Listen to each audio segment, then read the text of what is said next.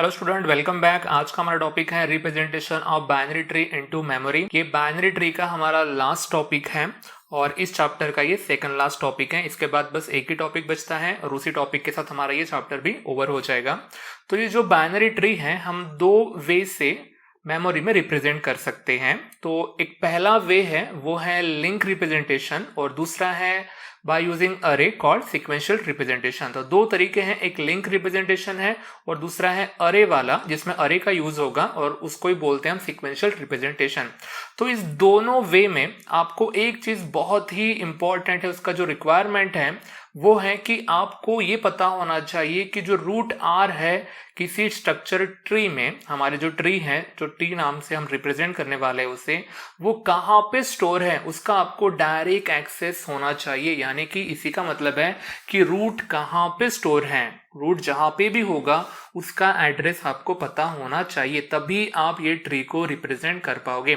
तो ये इसकी रिक्वायरमेंट है, इसलिए यहाँ पे लिखा है the requirement in any representation is that one should have a direct access to root or given any node n of T टी। यानी कि जो भी रूट नाम के जो नोड होंगे हमारी ट्री में उसका डायरेक्ट एक्सेस हमारे पास होना चाहिए।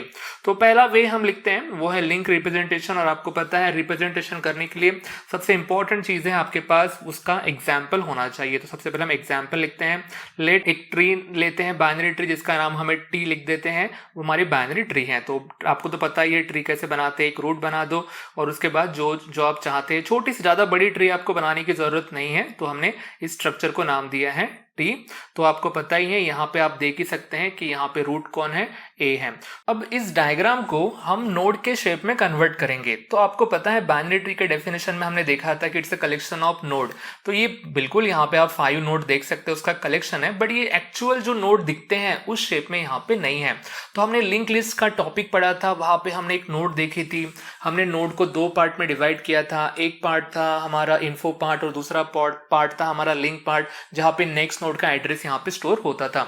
तो यहाँ पे जो 5 नोड है इसको हम एक्चुअली सच में लिंक लिस्ट जैसे हमारी थी उस शेप में इसको हम बनाने वाले हैं। बस यहाँ पे एक ही डिफरेंस है कि यहाँ की ईच नोड है ये 2 पार्ट के बजाय 3 पार्ट में डिवाइड होंगी। देखो मैं आपको बना के बताता हूँ। मैंने एक नोड ली और इसको देखो मैंने 3 पार्ट में डिवाइड की। तो जो बीच वाला हिस्सा है ये हमारा डेटा रहेगा, जैसे कि ए वगैरह है हम वो लिख सकते हैं। और उसके बाद जो इसके राइट और लेफ्ट साइड है वो कुछ नहीं, इनके जो चिल्ड्रेन है या सक्सेसर है उनके जो एड्रेस है वो हम यहाँ पे लिखेंगे। तो बस जितने भी नोड है यहाँ पे उसको एक्चुअल नोड के शेप में आपको लिखना है। तो पहला नोड बनाते उसमें ए लिख देते हैं और देखो मैंने यहाँ पे 3 लिखा है। मतलब इसका मतलब पता है क्या है, मैंने एक रैंडम नंबर लिया है, एक्चुअली ये एड्रेस है। तो इस नोड का एड्रेस क्या है, 3 है। तो अगर आपको इस ट्री को ट्रैवर्स करना है या स्टोर करना है तो आपको इसका ही एड्रेस पता होना चाहिए, ए का, और ए ही हमारा क्या है, रूट है। तो हमारे पास हो गया रूट का एड्रेस और वो क्या है, 3। तो अब क्या होती है, जो बाकी की जो नोड बची है उनको भी आप यहाँ पे कन्वर्ट करके लिख दो। तो देखो एक मैंने लिखा है सी वाला नोड बनाया, उसको लेट से कि वो 5 नंबर पे स्टोर है। एक बी नोड है हमारी, वो 2 नंबर पे स्टोर है। उसके बाद एक नोड है हमारी डी, मान लो कि वो 6 नंबर पे स्टोर है। और हमारी फाइनल नोड है उसे मान लो कि वो स्टोर है 4 नंबर के ऊपर। तो आप बोलेंगे सर ये नंबर कहाँ से आए हैं, तो ये नंबर मैंने अपने मर्जी से लिखे हैं। और नंबर छोटे ही रखना, ज्यादा से ज्यादा सिंगल डिजिट तक ही रखना और 9 तक ही आप लेके जाना, क्योंकि हमें इसे रिप्रेजेंट करना है। अभी तक हमने इसको रिप्रेजेंट किया नहीं है। रिप्रेजेंट करते समय आपको डायग्राम बनानी पड़ती है, तो डायग्राम बड़ी नहीं बननी चाहिए। इसलिए ये जो मैंने लिखे हैं 3, 2, 5, 4 और 6 ये एक्चुअली एड्रेस है। और देखा जाए तो इंडेक्स नंबर भी है किसी नोड के, तो उसे बस छोटे, जितना आप छोटे हो सकते हो उतना आप रखो, पर थोड़ा सा रैंडम रखना, 1 to 9 के बीच में आप उसे ले सकते हैं।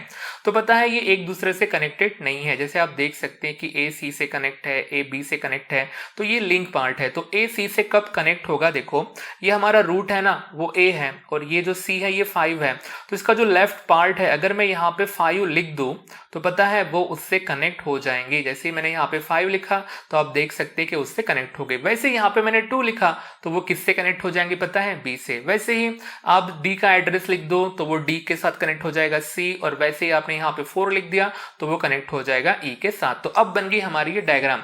तो मैंने यहाँ पे कुछ नहीं, जो लेफ्ट चाइल्ड है उसका एड्रेस लिखा, यहाँ पे मैंने राइट चाइल्ड का एड्रेस लिखा, वैसे सी के साथ मैंने लेफ्ट का एड्रेस लिखा और उसके बाद मैंने यहाँ पे ई का जो हमारा जो राइट साइड का जो एड्रेस है वो यहाँ पे मैंने लिख दिया। तो ये एक दूसरे से यहाँ पे क्या हो गए, लिंक हो गए।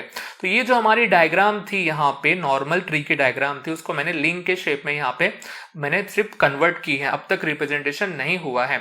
अब देख सकते हैं आप डी के कोई बच्चे नहीं है, मतलब ये आगे नहीं बढ़ी है, ई भी आगे नहीं बढ़ा है और बी भी आगे नहीं बढ़ा है, तो जो उनके जो राइट और लेफ्ट पार्ट है उनके अंदर बस क्रॉस कर दो यहाँ तो फिर एक्स लिख दो। और हमने इसके पहले भी देखा है कि इस एक्स को हम बोलते क्या, इसको हम नल बोलते हैं, यानी कि इसके आगे ट्री हमारी नहीं जा रही है।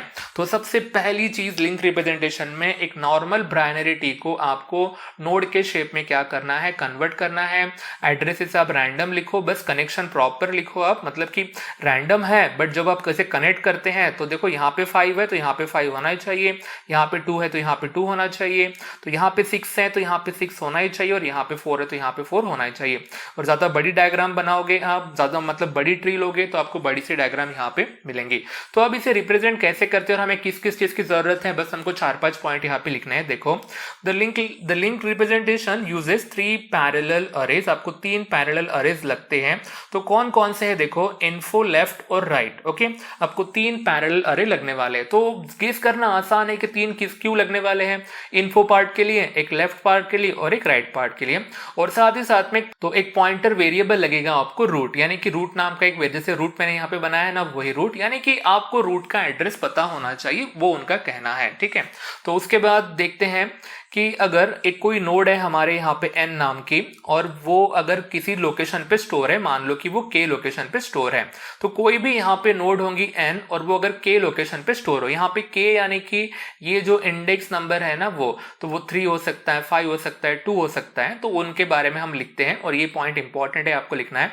तो देखो यहाँ पे क्या होता है, तो जो हमारी पहला इन्फो ऑफ k होगा वो क्या स्टोर करके रखेगा, डेटा पार्ट स्टोर करके रखेगा उस नोड का। ओके, उसके बाद जो लेफ्ट ऑफ k होगा ये क्या स्टोर करके रखेगा, जो लोकेशन स्टोर करके रखेगा left child of the node of n का। और जो राइट ऑफ द k है वो पता है क्या स्टोर करके रखेगा, location of the right child of the node n। ठीक है, कि आपके उसके राइट चाइल्ड और लेफ्ट चाइल्ड के जो एड्रेस है वही यहाँ पे स्टोर करके रखता है। तो आप देख सकते हैं कि यहाँ पे ऐसे मैंने ऑलरेडी पहले ही नोड के रिप्रेजेंटेशन में मैंने इसको करके रखा है। और फोर्थ पॉइंट लिखना है कि रूट क्या होता है, तो रूट तो पता ही है आपको, जो ट्री का हमारा रूट होता है उसका जो एड्रेस होता है वही वो स्टोर करके रखता है। तो मैंने यहाँ पे लोकेशन वर्ड यूज किया है, आप चाहे तो उसको एड्रेस भी वर्ड यूज कर सकते हैं। तो ये हो गए पॉइंट, आपको ये पॉइंट आपको लिखने हैं और अब बनानी है आपको ये जो 3 पैरेलल अरेज हैं उनकी डायग्राम बनानी है। तो मैंने एक बड़ा सा स्ट्रिप लिया है, उसके 3 पार्ट्स कर दिए हैं। ओके, और उसके बाद इनको आप नाम दे दो, पहला इन्फो अरे है, दूसरा लेफ्ट है, उसके बाद राइट है, और इनके इंडेक्स नंबर लिखने हैं। तो इंडेक्स नंबर कॉमन रहेंगे, क्यों कॉमन रहेंगे आपको पता है, क्योंकि कॉमन रहेंगे तभी तो ये पैरेलल है, ये हमको पता चलेगा। तो जैसे इन्फो लेफ्ट राइट, तो ये 1 पोजीशन वाला, 2 पोजीशन वाला, 3 पोजीशन वाला। अब देखो इसे रिप्रेजेंट करना कितना आसान है। सबसे पहले रूट की तरफ जाओ, तो रूट कहाँ पे स्टोर है, 3 के ऊपर, बस मेंशन कर दो कि आपका रूट कहाँ पे है। तो आपने यहाँ पे एरो बनाया तो ज्यादा अच्छा रहेगा, मैंने फिलहाल यहाँ पे बनाया नहीं है। और बस इन्फो पार्ट के अंदर इन्फो पार्ट लिखो, और उसके बाद लेफ्ट में लेफ्ट पार्ट लिखो, राइट में राइट पार्ट लिखो। हो गया इतना। अब जाओ हमारे दूसरे नोड के ऊपर, दूसरी नोड कहाँ पे है, 5th पोजीशन पर, तो बस वहां पे जाना है 5th पोजीशन पे, और जो जो वहां पे इंफॉर्मेशन है वो यहाँ पे लिखनी है। ऐसे करते करते आप पूरे नोड के यहाँ पे एड्रेसेस, उसके बाद डेटा, सब कुछ यहाँ पे लिख दो, और इसके बाद इस फिगर को अच्छा सा नाम दो, link representation of binary tree into memory. इतना लिखने के ऊपर आपको कभी 2 मार्क्स मिल सकते हैं और कभी 3 मार्क्स भी मिल सकते हैं। तो ये था हमारा पहला रिप्रेजेंटेशन, और ये कुछ पॉइंट लिखे हैं, 1-2 बार आपने पढ़ लिया तो आपको आइडिया आ जाएंगी। तो अब बढ़ते हैं हमारे नेक्स्ट रिप्रेजेंटेशन के ऊपर, और वो है सिक्वेंशियल रिप्रेजेंटेशन। तो कोई भी रिप्रेजेंटेशन क्यों ना हो, सबसे पहले आपके पास उसका एग्जाम्पल होना चाहिए। तो जो प्रीवियस में हमने एग्जाम्पल लिया था वही हम एग्जाम्पल यहाँ पे जल्दी से बना देते हैं। वही सेम ट्री मैंने यहाँ पे ली है, उसका नाम टी है, और उसका जो रूट है वो हमारा ए रहने वाला है। तो इसमें क्या रिक्वायरमेंट होती है, देखो in sequential representation a linear array is use. आप एक लीनियर अरे आपको यहाँ पे यूज करना पड़ता है। वहां पे देखो आपने 3, इसके पहले आपने 3 पैरेलल लीनियर अरे का यूज किया था, यहाँ पे सिंगल लीनियर अरे लगने वाला है। तो आपको तो पता ही है अरे कैसा दिखता है ना। अरे की स्ट्रिप मैंने यहाँ पे बनाई है, उसे कुछ मैंने पार्टीशन कर दिए हैं। इस अरे को मैंने नाम दिया है ट्री, और एज यूजुअल इसको मैंने क्या दिए हैं, इंडेक्स नंबर यहाँ पे दिए हैं। तो देख सकते हैं आप, मैंने कि यहाँ पे 7 यहाँ पे मैंने 7 इंडेक्स नंबर या 7 लोकेशन बनाए हैं और इस डायग्राम मतलब इस अरे का जो नाम है वो है ट्री। अब कुछ पॉइंट लिखने हैं और बहुत ही आसान है, सिक्वेंशियल रिप्रेजेंटेशन लिंक रिप्रेजेंटेशन से आसान है। तो देखो सबसे पहला पॉइंट क्या है, जो रूट होता है किसी भी ट्री का, ओके तो यहाँ पे ए है, ये हमेशा स्टोर रहेगा ट्री ऑफ 1 में। वहां पे प्रीवियस एग्जांपल में मैंने 3 पोजीशन पे स्टोर किया था ना रूट को, यहाँ पे ऐसा नहीं है, सिक्वेंशियल में फिक्स होता है कि जो रूट ए होता है हमेशा फर्स्ट पोजीशन पे ही स्टोर रहेगा, ये फिक्स होता है, मतलब कि आपको इसके पास डायरेक्ट एक्सेस है। अब रहा ये ए के बारे में हो गया, यानी कि रूट आर के बारे में हो गया, अगर रूट आर भी हो सकता था ना यहाँ पे, तो फिलहाल यहाँ पे ए है। तो बाकी के नोड कैसे स्टोर होते हैं उसके लिए कुछ यहाँ पे कंसेप्ट है और वही हमें देखना है। अगर if a node n occupies tree of can, यानी कि अगर यहाँ पे कोई नोड होगा जिसका नाम एन होगा, ओके यहाँ पे बहुत सारे नोड हैं, ये ए के लिए भी अप्लाई होता है एन और बाकी के लिए भी अप्लाई होता है। अगर ट्री में कोई भी नोड एन है और वो ट्री ऑफ के पोजीशन के ऊपर स्टोर है, के समझते हो ना, ये इंडेक्स नंबर, अगर इस इंडेक्स नंबर के ऊपर अगर वो प्रेजेंट है तो अगर नोड है तो उसके चिल्ड्रन या तो होंगे या तो नहीं होंगे, होंगे तो कितने होंगे, सिर्फ 2 ही होंगे, या तो एक लेफ्ट होगा और या तो फिर एक राइट होगा। तो बस उनका ही आपकी चीज के बारे में लिखना है कि अगर उसका लेफ्ट चाइल्ड है तो पता है वो कहां पे स्टोर होता है, वो स्टोर होता है tree of 2 into k position के ऊपर। देखो किसी भी नोड का जो लेफ्ट चाइल्ड होता है वो स्टोर होता है tree of 2 into k। k क्या है, उसके पेरेंट का एड्रेस, तो उसका लेफ्ट चाइल्ड जो होगा वो 2 into k पोजीशन पे स्टोर होता है। तो वैसे ही हमारा जो राइट चाइल्ड है वो कहां पे स्टोर होता है पता है आपको, वो स्टोर होता है ट्री ऑफ 2 into k + 1 के ऊपर, यानी कि लेफ्ट चाइल्ड के बिल्कुल साइड में ही होता है, 2 into k + 1 पोजीशन के ऊपर होगा।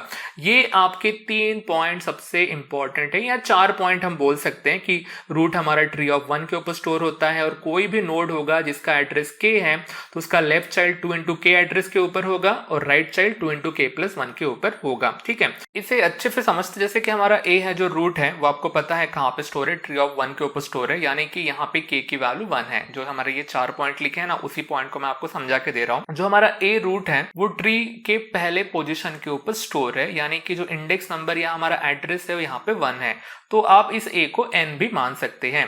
तो a का जो लेफ्ट चाइल्ड है वो कौन है, c है, तो वो कहां पे स्टोर रहेगा, 2 into k पोजीशन पे स्टोर रहेगा। तो देखते हैं वैल्यू पुट करके, इसका जो लेफ्ट चाइल्ड है वो c है, वैल्यू पुट करके देखो आपको पता चल जाएगा कि वो कहां पे जाएगा, ट्री ऑफ 2 के ऊपर जाएगा। और देखो वहां पे क्या स्टोर कर दिया हमने, c, देखो 2 into k, 2 into 1 मतलब ही क्या हो गया, 2 हो गया। ठीक है, वैसे ही a का जो राइट चाइल्ड है वो b है। ओके, तो अगर उस फॉर्मूले में भी अगर आप वैल्यू पुट करके देखते हैं, इसका चाइल्ड जो b है ट्री ऑफ 2 into k + 1, तो आपको पता चलेगा कि जो आंसर है हमारा वो क्या रहेगा, ट्री ऑफ 3, और वहां पे क्या स्टोर हो जाएगा, b स्टोर हो जाएगा। इतना यहाँ पे आसानी से आप यहाँ पे स्टोर कर सकते हैं। तो अब रही बात, ये हो गए हमारे 3 नोड जो हमने यहाँ पे स्टोर करके रखे हैं। अब रही बात है कि ये बाकी के आपको 2 नोड भी यहाँ पे स्टोर करने हैं, d और e स्टोर करना है। तो d को क्या प्लेस मिलेंगी और e को प्लेस क्या मिलेंगी, ये डिपेंड करता है उसके फादर के ऊपर कि c कहाँ पे स्टोर है। तो उसे भी हम समझते हैं अच्छे से, जैसे कि ये जो हमारा c है इसका जो एड्रेस है वो क्या है, ट्री ऑफ 2 के ऊपर ये स्टोर है, यानी कि इस केस में जो k की वैल्यू है वो क्या है, 2, मतलब कि पेरेंट की एड्रेस बहुत इंपॉर्टेंट होती है। तो इसका लेफ्ट चाइल्ड है वो है d, तो वैल्यू पुट करके देखो आपको पता चलेगा कि हमें एड्रेस मिलेगा ट्री ऑफ 4, और देखो 4 के ऊपर क्या स्टोर हो गया हमारा, ये d स्टोर हो गया। वैसे e है तो गेस करना सिंपल ही है ना, उसका जो लेफ्ट चाइल्ड होता है उससे एक ज्यादा, तो आंसर हमारा क्या आना चाहिए, 5 आना चाहिए। किसके लिए, e के लिए आना चाहिए। फिर भी फॉर्मूले में आप वैल्यू पुट करके देखो आपको आंसर 5 मिलेगा। ठीक है, तो ये हो गया हमारा रिप्रेजेंटेशन। अब रही बात, देखो यहाँ पे क्या होता है, अगर ये d और e c के बच्चे नहीं होते और अगर वो b के बच्चे होते तो पता है b को आपको कौन सा एड्रेस, b के बच्चों को कौन सा एड्रेस मिलता, अगर इन केस b का अगर लेफ्ट चाइल्ड d होता तो पता है b का एड्रेस है 3, तो 3 into 2 क्या होता, 6, तो पता है इसके चाइल्ड को, लेफ्ट चाइल्ड को 6 एड्रेस मिलता, तो राइट चाइल्ड को क्या मिलता, 7 मिलता। और ये जो जगह है यहाँ पे जो दिखाई गई है, यहाँ पे अगर वो नहीं होती तो यहाँ पे ये ब्लैंक होती। ठीक है, तो उतना आपको एक्सप्लेन करने की, बताने की जरूरत नहीं है। आप दूसरा एग्जाम्पल दो लोगे सपोज इनकेस प्रैक्टिस के लिए, और आपने ये वाले चाइल्ड यहाँ पे नहीं बनाए और ये इधर बनाए, तो जो सी के जो जगह है चाइल्ड लेफ्ट और राइट के लिए वो ब्लैंक ब्लैंक छूट सकती हैं। तो बताता हूँ कैसे। जैसे कि बी के कोई चाइल्ड नहीं है ना, अगर होते तो वो 6 और 7 पोजीशन पे रहते हैं, तो उसके जगह पे आप यहाँ पे क्या लिख सकते हैं, 0 0 पुट करके रख सकते हैं। ठीक है, तो ये जो 0 0 है वो डी और ई के जगह पे भी आते अगर सी के बच्चे नहीं होते। तो पहले मैं बोल रहा हूँ आपको कि इतना आपको डीप में जाने की जरूरत नहीं है। सिंपल सी जो मैंने ट्री बनाई है ना, वैसी ट्री आप एग्जाम में बनाओ। कंसेप्ट अगर आपको अच्छे से समझा है तो आप फिर कोई भी ट्री बना सकते हैं, अदरवाइज ऐसे ही सिंपल, जितनी सिंपल आप बना सकते हैं उतने सिंपल आपको यहाँ पे रखना है।